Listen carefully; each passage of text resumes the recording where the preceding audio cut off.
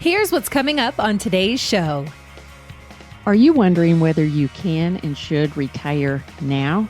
Often, when I first talk with people, they're interested in retiring, but they aren't sure they can retire yet. In today's episode, Mark and I will talk about 5 key reasons to consider retiring now or sooner rather than later. It's easy to get lost on the way to retirement. Things like taxes, improper planning, and excessive market risk can all lead you astray from your goal of a successful and happy retirement. That's where Liz Whittaberry comes in.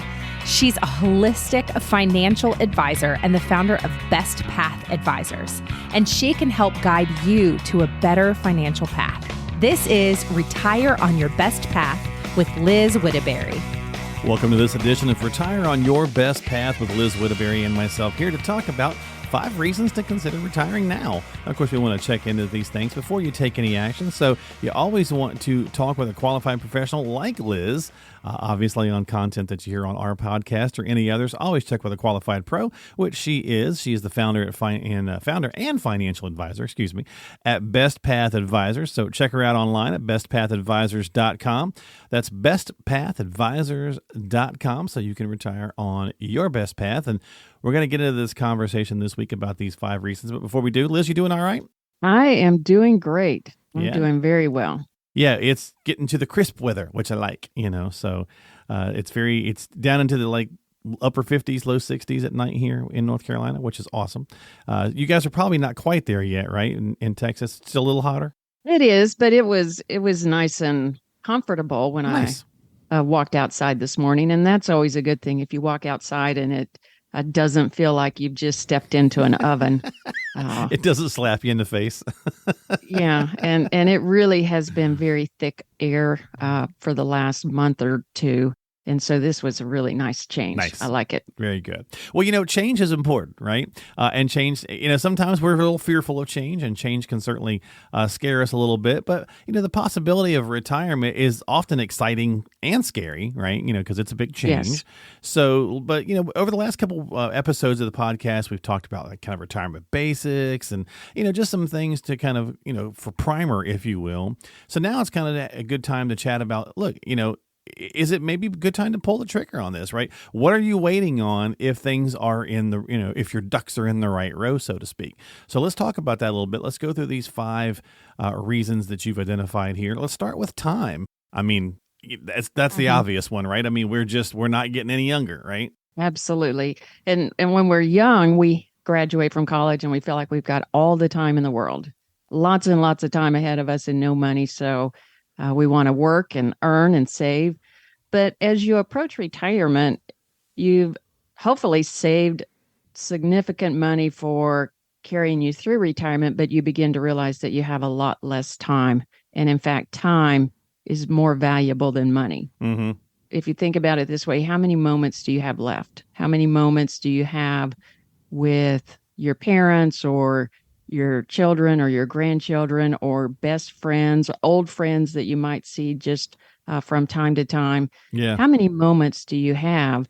And if you begin to think about life in terms of, I've got 5 moments or 10 moments, you want to maximize the moments. You want to really make the most of those moments.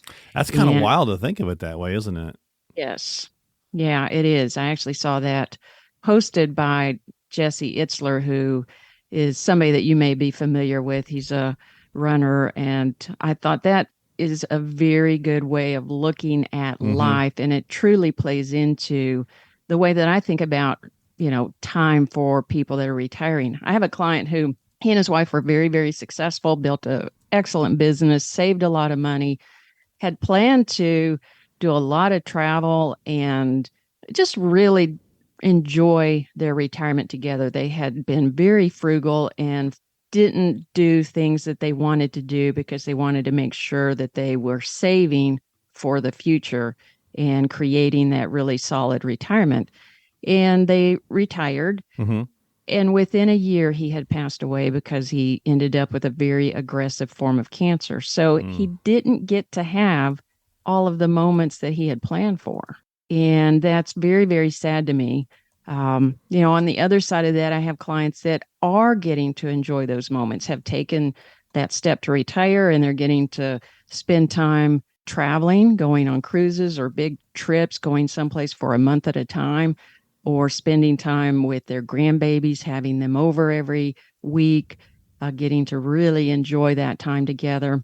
I have another client that was a very successful business person that sold his business, and he and his wife moved to be close to the mountains because they do love the mountains and everything about the outdoors. And after they had lived there for a little bit, they decided, no, we actually want to live in the mountains. And so they have bought a cabin in the mountains, and they now live in a perfect place for them, that they get to have their family come in and they get to have friends visit, have those moments in a place that they love. Yeah. And so, I really think you have to weigh, do I work more or do I go ahead and retire so that I can have these moments? And it's an important consideration, an important decision to make. Yeah, I mean, probably a lot of these other things we're going to talk about revolve around some more X's and O's and things of that nature, but time really is it's kind of the big crucial one, right? Because it's just something you cannot get more of. You can't, you can add health insurance, which I'm sure we'll talk about health as well.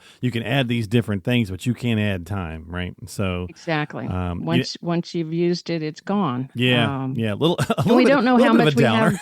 Yeah. Yes, it is. But it is a downer, but it is also important to think about so you don't get down the road and say, I wish I woulda, coulda, shoulda. Yeah. Well, no, you flip that script, right? And then you say, okay, Yes. let's use this time more effectively and turn it into a positive, right? So that's the way to look at it. And I saw something a couple years ago. I don't remember exactly how accurate it was, but it says that 75% of the time we have with our children is used up by the time they're 12. Right.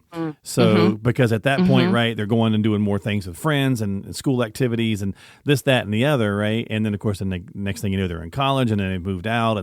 And so, 75% of the time you have with your children is burned up by the age of 12 for them. So think about the same thing with your grandkids, right? Because you're going to see them less because they don't live in a house with you unless they happen to live in the house with you. So anyway, time's important. That's certainly the number one thing to consider on the list. Number two is health. So let's talk about that one a little bit. Kind of goes hand in hand a little bit with time. Yeah, it does. Because when you're young, you have a lot more energy and less health things that you're trying to juggle. And as you get older, as you age, obviously that goes the other direction. You have less energy, not as much as when you were younger. People are a lot healthier these days than they used to be. For sure. Yeah. I see people running or golfing or doing all kinds of physical activities to stay active longer in retirement. And that's great. But you still have to say, how many more years of good energy do I have? This could be the best years of what you have remaining if you think about your total lifespan versus the health span. No, that's a great point. That's a great point, Liz, because my mom's 82, right? And she's overall in pretty good health, but she gets tired easy, right? I mean, it doesn't take much. We'll, take a little short walk to here or there, and she's like, whew, I'm tired, so it doesn't a lot different. A lot different now than 10 years ago for her, I'm sure. Oh, yeah. Big change even in the last 5 years. And she doesn't have any major health problems, knock on wood, right? So, yeah, it can creep up on you pretty quick. Now, talking about that, getting winded when you're walking, that sort of thing. I have another client that is planning to retire young, as young as possible. And we're working through the plan and putting everything in place so that they can do that. And of course, the health insurance is one of those big drawbacks that makes that a little bit more difficult. But they're going to be able to retire younger, not wait to 65 or 67 or 70. They're going to be in their early 60s. And their goal is to be able to live someplace close to hiking trails so that they can do a lot of hiking. They love to be in the outdoors and they love to hike. Well, they're going to have to do that when they're younger. Think about your mom could have hiked when she was in her 60s, but in her 80s, it's going to be not the same hike. Right. Yeah. Yes. The incline is definitely tougher on her. Yeah. Yeah, that's a great point. So health, gotta address that so that we can have, again, if you're in good shape for that, then maybe it's time to retire. Maybe if things are going in the wrong direction, maybe it's time to consider if the numbers work Yes. out to retire so that you can enjoy the time that you do have. Because number 3, the future is uncertain. Yeah. And it's always uncertain. And that's the reason that I wanted this to be on the list. There is no perfect time to retire. We don't ever have a perfect scenario. And even if it is perfect in 1 month. Right. Everybody thinks that, right? That's where we get hung up. That's where I think so many people freeze. I'm really glad you put this on there because it's always, well, you know what? When this happens and this happens, then we'll retire. Right? And when this happens and this happens, then we'll retire. But what are the chances that that's always going to play out the way you want to? It's very, very unlikely. And then a month later or a year later or 3 years later, things could change. Right, Life is very fluid, and having a retirement plan means that you have planned for the good, you've planned for the bad. Yeah. And you know that you can adjust and go with the flow, whatever is going to be coming at you, and that you're going to be okay. We're currently in a situation where we're potentially facing a recession next year. We've got the Fed fighting the high inflation. High inflation is a big, big risk to retirees. Sure. But it also means that our rates are higher, which is good. That's a benefit to retirees. And so there's these uncertainties, but it doesn't mean it's a bad time to retire. If you've run your numbers and you know that you can, and you've put together that bucket plan that we've talked about in the past, where your retirement portfolio is lined up to meet your cash flow, where your income is coming from. And if that's all in line, then go ahead and retire, because the future is always going to be uncertain. Yeah, great point. And, because fundamentally, we want to try to be able to retire in whatever is happening from an economic standpoint, because we just don't know what that's going to be, right? I mean, you can do the hindsight thing and say, well, if I had my choice, would I want to retire in 2007, 8, or 9, or would I wanted to retire sometime between 2010 and 2021? Well, you're going to pick 10 to 21 because the market was, on fire, right? But 07, 08, 09, not so much, right? Or even last year. Right in 2022, certainly had a bit of a downturn. My brother's actually retiring this week that we're taping this, Liz, and he's kind of not happy about the economy. The economy, right, at this standpoint. But he also doesn't have a lot of control either, obviously, over the economy. But he's, with his job and his position that's being phased out. So it's just all these other pieces came together for him to just go ahead and pull the trigger on retirement. And while he's okay, he's not happy about it because it's not ideal. And I'm like, well, dude, it's never going to be ideal. So exactly. Yeah. And to your point, would you retire in any of these particular years? Yeah, we want to retire in the best year. But if you did retire, and I had clients that retired in 2007 and early 2008. I had clients that retired in early 2020. I had clients that are retiring now this year in a similar situation to your brother. If you have that bucket plan in place, then you know that where your cash flow is going to come from, that is very secure and stable. Yeah. And that any of that volatility is going to be really impacting money that you're not going to use for another 10 years. And so having that proper design lets you go through whatever is happening as you are retired, and it works out just fine. Yeah, but for many of us, unfortunately, if we don't have a plan in place, our brain is not wired to, even if we, and sometimes for some of us, even if we do have it in place and we know it's there, our brain is still kind of fights us a little bit, right? Going, if maybe I should just wait till it's a little better, right? But it's kind of like playing, it's kind of like playing anything, like playing a game at a casino. Well, I just hit one hand, maybe I'll hit one more, right? So you never know the perfect time to walk away from the table. You just have to kind of take all the variables into account and move from there. And that's why number 4 works out really well in the next part of the conversation, because you need a plan that's flexible, because again, nothing is set in stone. So you got to have some flexibility in there. Yeah, exactly. And know that your plan is flexible, not only before retirement, but after retirement. Yeah, during, great. Yep. Yeah, you don't know how long you're going to live or how much you really will spend. You can guess at those things. You can do some projections. You don't know what the economy is going to look like. You can run your plan multiple ways to test good and bad times. But at the end of the day, if you think you need the plan to be 100% exactly how it's going to play out, then you're going to be afraid to take the leap. Yeah. And that's sort of what you were saying a minute ago. Yep. And so then you feel like, oh, I'll just wait till 65, 67. I'll wait till my 1 million becomes 2, my 2 becomes 4. Like, Right. when do you reach the point that you retire if the goalpost keeps moving ahead of you? Yeah. And you just have to, jump into it. Yep. You have to decide, I've tested it. I know the plan works. I know that, I've got everything lined up. It's just time to do it. And I can be flexible as I go through retirement to respond to whatever good or bad might come. And my plan is going to be able to carry me through that, because you've tested that it can carry you through both the good and the bad. And that's the reason to have a plan. I think back to when I first started running, and I think we talked about the fact that I have run a lot of races. Right. But when I first started running, it was really scary to think about even running. Really? Now, yeah, just, it felt like to go, I just felt like I couldn't go further than about a mile.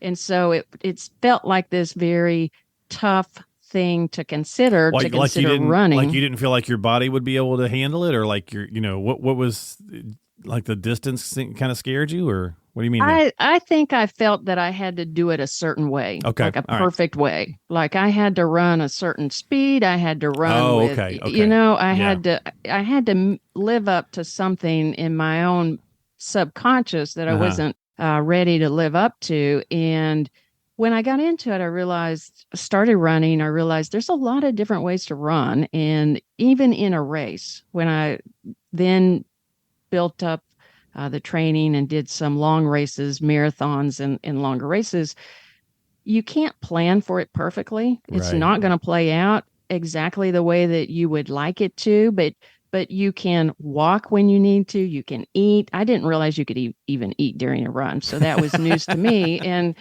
learning these things made it a lot easier. But it's like that with retirement. If you think it has to be only one way, then you may be afraid to retire. But if you realize, well, everything I have about my plan, if I'm monitoring my plan from year to year and I'm being flexible, it's going to carry me through. Yeah. Yeah.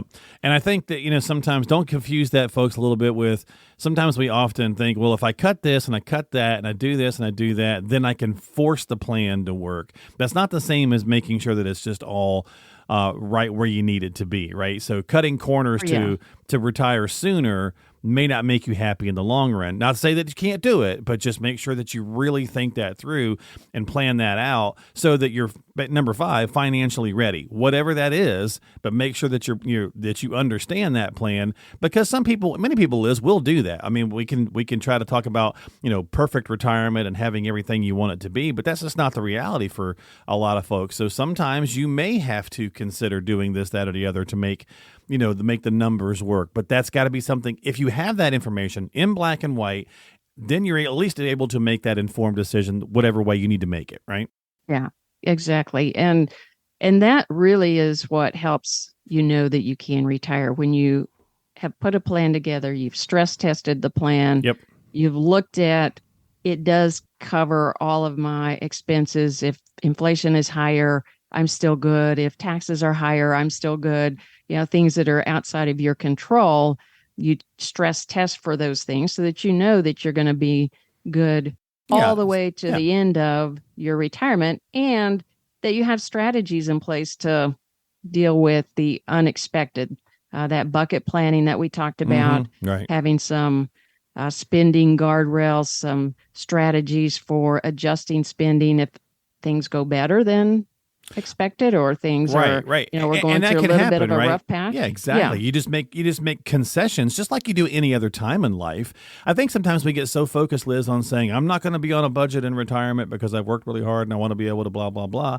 That's fine. But think about any other stage in life, right? There are times when you have to tighten the belt a little bit. And retirement could be, probably at some point will be the exact same way, and for variables out of our control, to your point, Liz, right? Whatever's happened with taxation or the economy or whatever. And so sometimes you may feel the need to do that. But having that strategy and those spending guardrails and also being able to, go back and work the numbers through retirement, right? Making those adjustments, looking at things and going, okay, it has been a rough couple of years. Let's maybe look at tweaking this, or now we're back into some good years. So now we can add back in, right? It's a flexible thing, like the last point.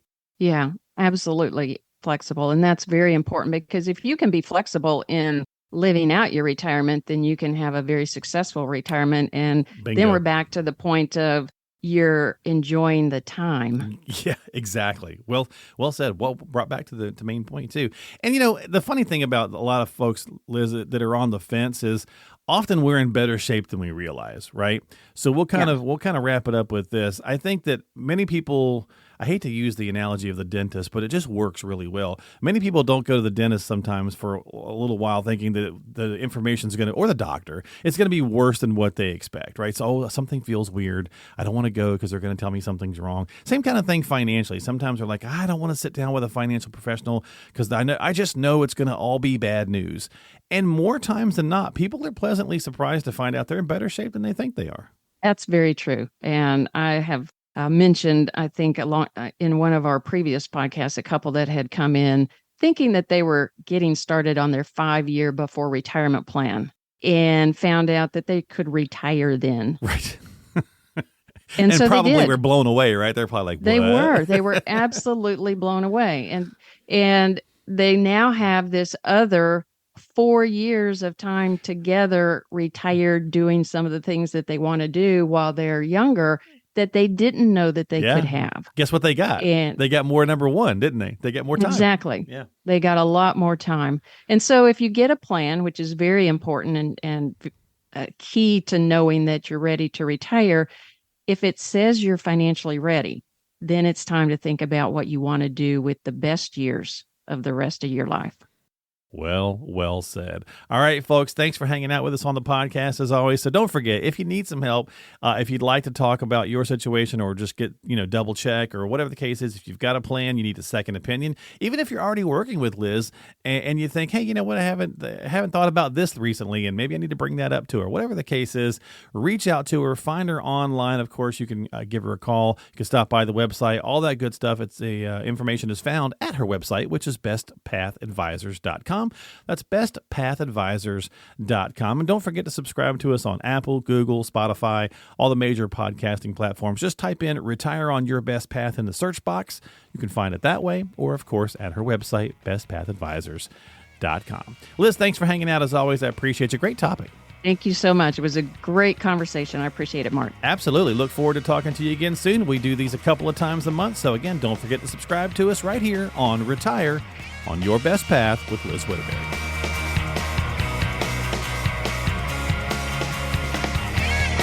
The preceding program is sponsored by Best Path Advisors, which is solely responsible for its content. Securities offered through J.W. Cole Financial, member FINRA SIPC. Investment advice offered through J.W. Cole Advisors. Best Path Advisors, J.W. Cole Financial, and J.W. Cole Advisors are unaffiliated entities. The opinions expressed by Liz Whittaberry should not be construed as specific tax, legal, or investment advice, nor as an offer to buy or sell any securities mentioned herein. Neither J.W. Cole Financial nor its representatives provide legal, tax, or accounting advice. Persons who provide such advice do so in a capacity other than as a registered representative of J.W. Cole. Investing is subject to risks, including the loss of principal. Due to volatility within the markets mentioned, opinions are subject to change without notice. Information is based on sources believed to be reliable, however, their accuracy or completeness cannot be guaranteed.